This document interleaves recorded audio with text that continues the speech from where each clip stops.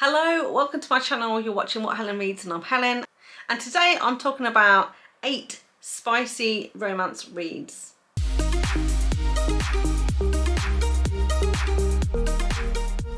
Okay, so I thought I'd put together a collection of spicy romances, and majority of the romances that I read are open door.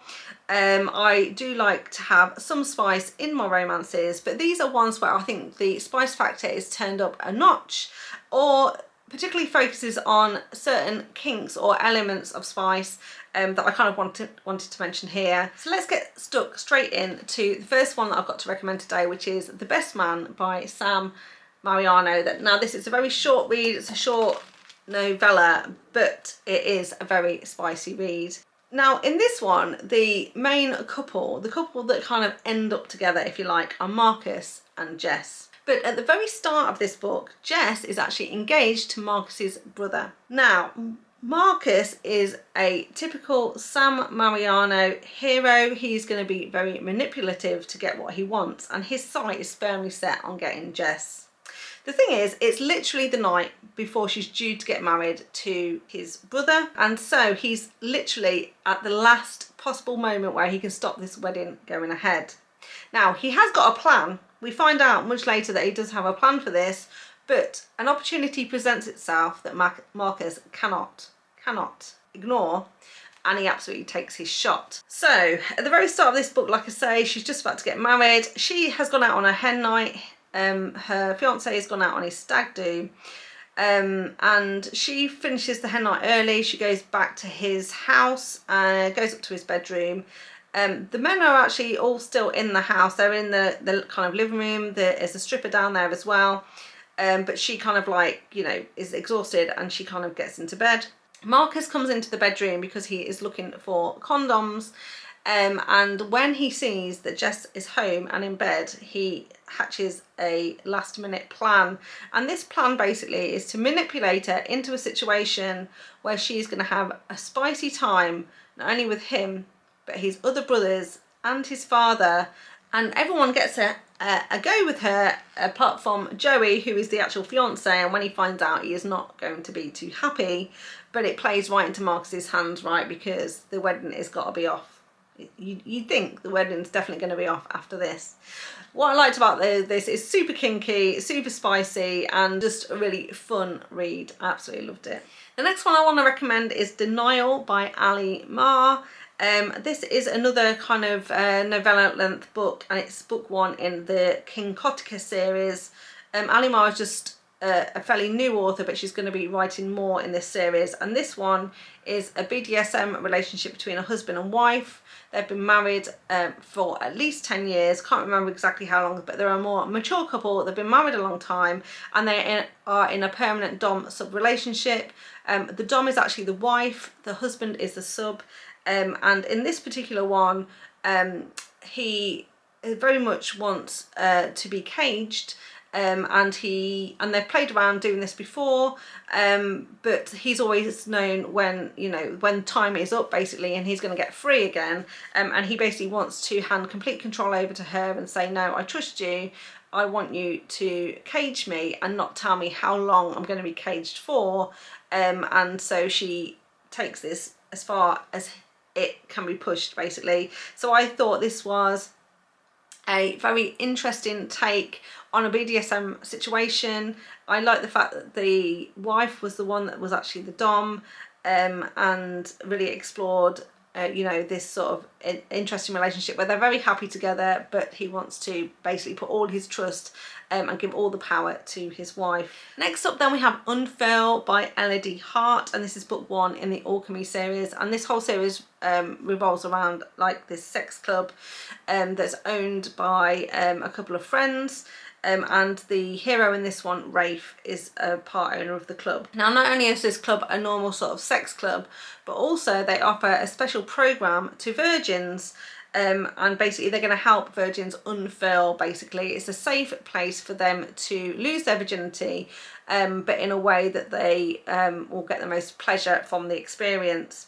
And this is where we meet our heroine Belle, because Belle is our virgin. She's heard about this program, and she definitely wants to go through the program. to its conclusion. Add in the fact that Belle and Rafe are actually neighbours. There's an age gap between these two, and there's also kind of like a religious element to this as well, because Belle comes from a very religious family, and she knows that her parents would be really unhappy if they found out what she was sort of planning, but she's kind of got to the stage where she doesn't want to wait anymore. She wants to, you know, have the opportunity to explore her fantasies in a safe way, and Rafe definitely gives her this opportunity. So they go through a number of scenarios where she can explore her sexuality and basically ultimately lose her virginity. But of course Rafe takes a liking to her. He's not supposed to be the one to do this, but it gets to the point where he becomes very possessive of her and really doesn't want anyone else to step up to the plate but himself, and so their relationship goes from there. Now obviously I've previously reviewed this book in a reading wrap-up video, and in that one I did say it wasn't necessarily my favourite book that I've read before. However, I put it into this video because I think it's a really interesting take on this particular scenario. So if what I've said intrigues you, then I would definitely recommend the read, and you know, it's definitely a good start to a series that I think will get better from there. So the next one I want to talk about is Taking Turns by J.A. Huss, and this is book 1 in the Turning series. Now in this one, this is kind of like a MMMF kind of scenario. We're following Smith, Quinn, Brick and our heroine Marcella. However, at the end of this book, Marcella does choose one of these men and ends up with one of these men, but she does have sexual experiences with all 3 of them throughout this story. So again, this is another one that's sort of set around a sex club and also a sex contract, because essentially Smith, Quinn and Brick normally always share one woman. Not always at the same time though. They kind of allocate nights, so they all get a couple of nights each with this person that they're with, and they've previously been in a long-term relationship with another woman, but in the contract it basically states that as soon as one of them wants to get out of this contract they can, and then the contract is sort of dissolved, if you like, and the woman can go free, and also she can never come back. So basically while you're prepared to be in this arrangement with these 3 men, everything is fine, you carry on as the rules allow, but as soon as you don't want to be in the relationship anymore, you can leave, but you can't come back. And this basically book starts with where their long-term female partner disappears, but she doesn't just disappear, she does a switcheroo with Marcella, and basically one night, either Quinn or Brick, I can't remember which one, it's their turn for a night with the previous lady, but they don't realise about the switch because it's dark, they can't 100% see in the room. They end up having sex with Marcella. At the end of the encounter, they put the lights on, realise that it's not the woman they thought it was, and then kind of go into a bit of a panic. And then, of course, then a meeting is called where Smith, Quinn and Brick all kind of come and figure out, one, where is the other woman gone? Who is Marcella? Why is she taking her place? And what's going on? But they decide, don't look a gift horse in the mouth. We have got a new woman now. Marcella's all up for the game, and basically she enters into a new contract with them, and you know, things go from there. I found this one really intriguing because of the rules that they'd set up. There's some very strange rules between all of them and how they interact with each other, and really interesting to see the relationship she ended up having with each of the 3 men, and ultimately the one man that she would choose and end up with to have her HEA. So really enjoyed that one.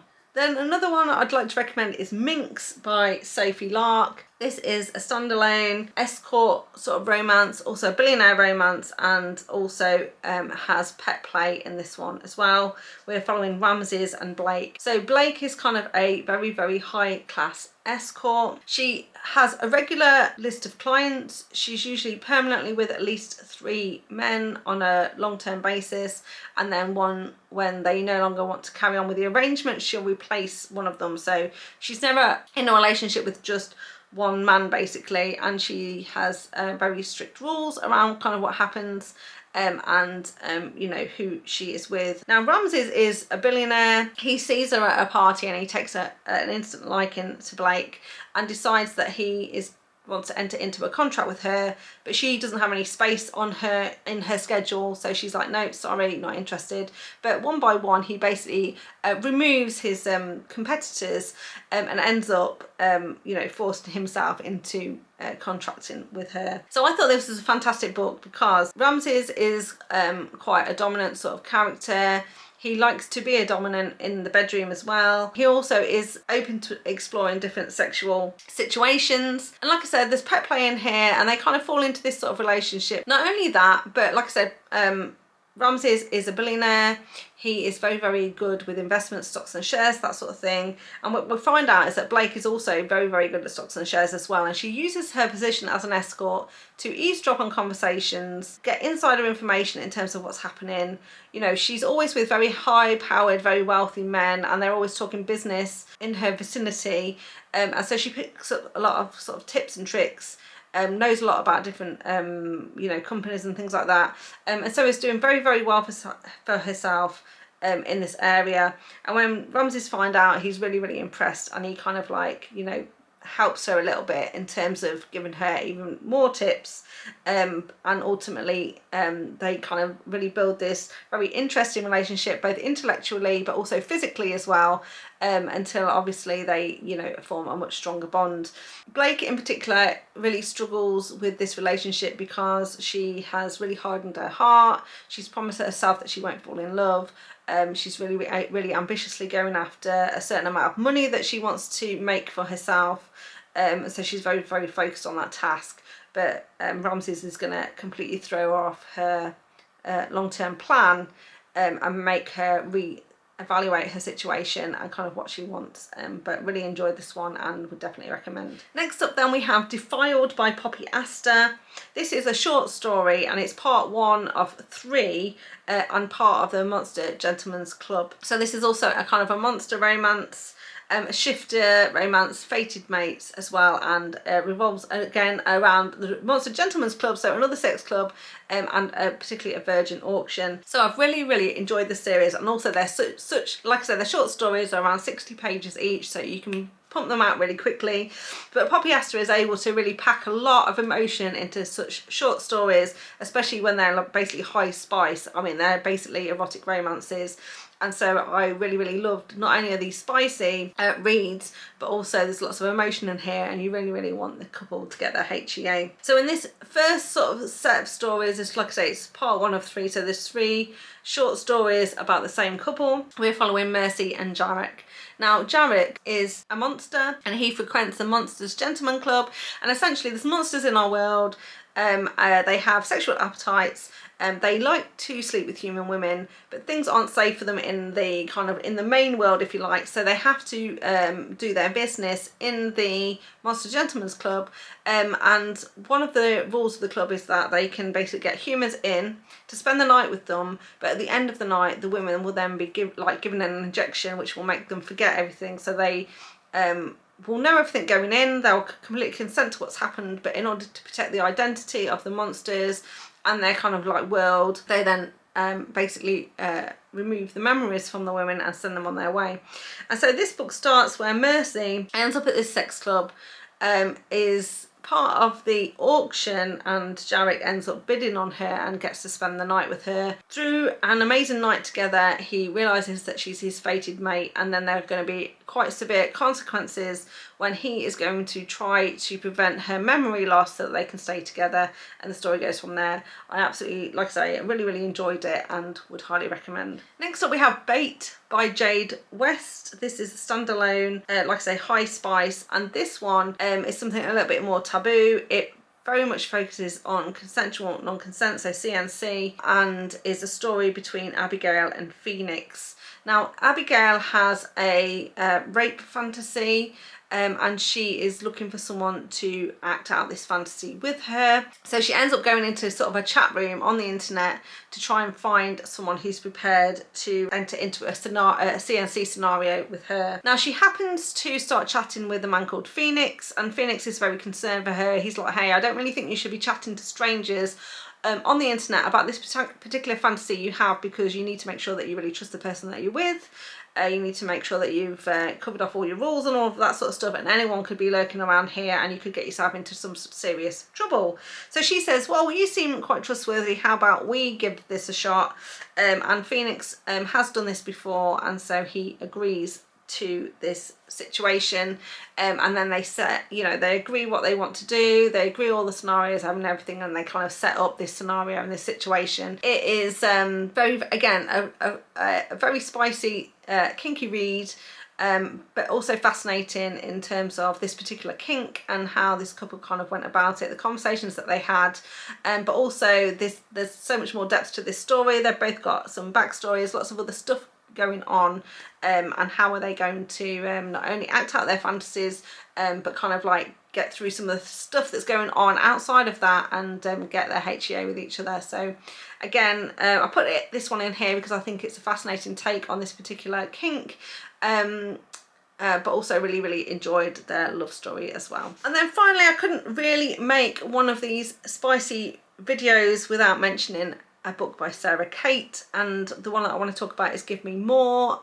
from the Salacious Players Club. This is book 3 in that particular series.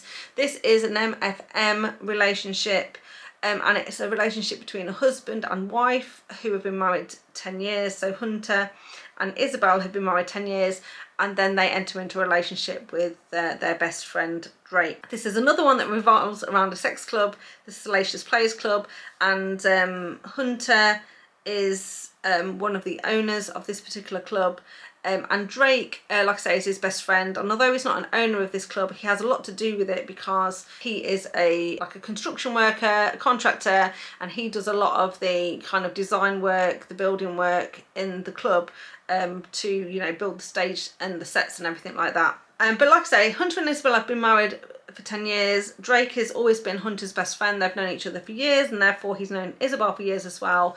And they usually do a lot of stuff together already, you know, spend a lot of time together, go out together, have dinner together, and all of that sort of stuff.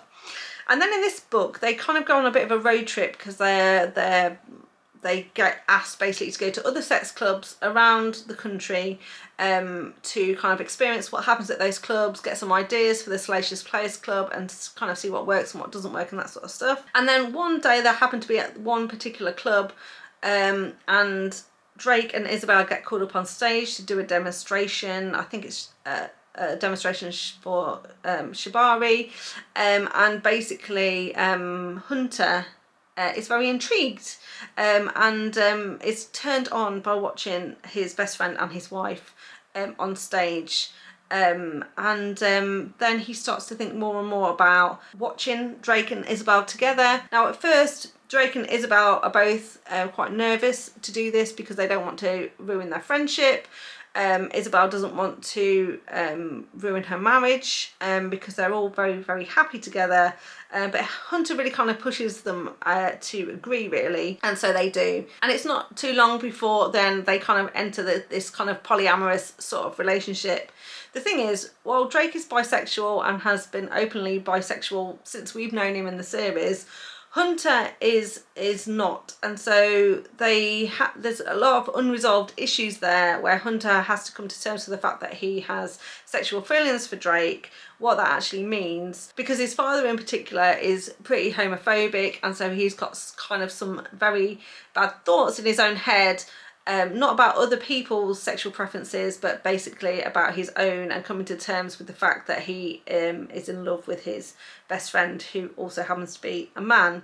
And so there's a bit of conflict there, and, you know, Drake is also worried that he doesn't want to be an experiment, he doesn't want to be the third wheel in this relationship.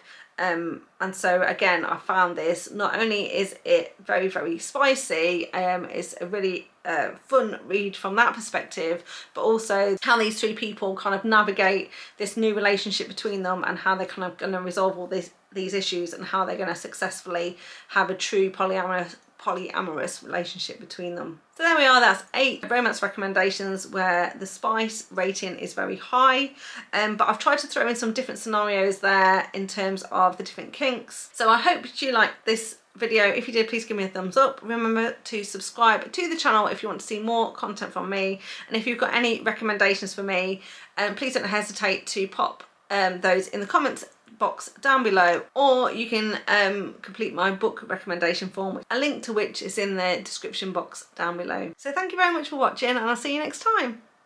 Or you can complete my book recommendation form, which, so there we go, that is 8 romances that are all on her own.